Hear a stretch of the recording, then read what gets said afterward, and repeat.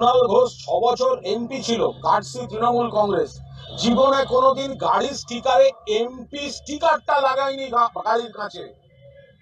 কুণাল ঘোষ 6 বছর এমপি ছিল, আমার গাড়ির কাছে কোনোদিন এমপি এই স্টিকারটা কুণাল ঘোষ কোনোদিন লাগায়নি।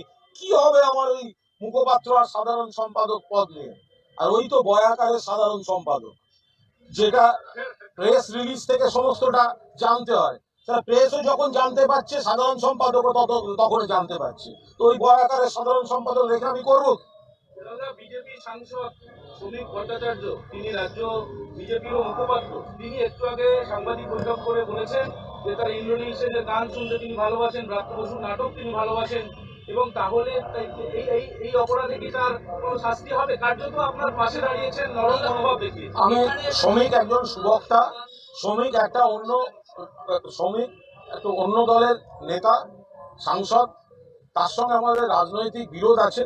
ও অত্যন্ত সুবক্তা, ওর কোনো মন্তব্যের উপর আমি কোনো মন্তব্য করবো না।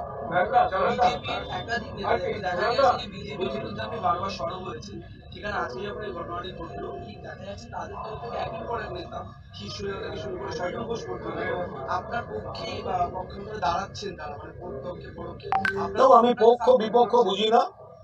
যারা মন্তব্য করেছেন আমি তাদের কথা নিশ্চয়ই শুনবো। আমার এখনো শোনার অবকাশ হয়নি, আমি নিশ্চিতভাবে শুনবো।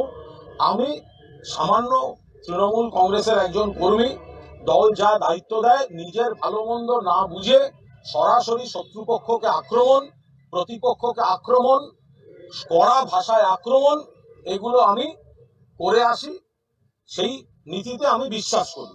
আমি দুকুল রাখা ধরি মাছ নাচুই পানি, আমি গোল গোল করে বিজেপির কথা বলবো, আর বিজেপি নেতাদের আমি আলাদা করে ফোন করব, আমি গোল গোল করে অন্য কথা বলবো, বিজেপির বিরুদ্ধে সিপিএম এর বিরুদ্ধে বলবো, আর আমি ব্যক্তিগতভাবে কারোর শত্রুতা নেব না।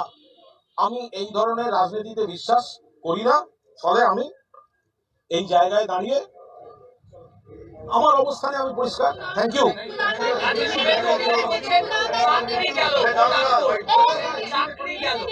আপনার এই খবরের পরে শুভেন্দু অধিকারী মুর্শিদাবাদের সভাপতি থেকে বলছেন চাকরি গেল।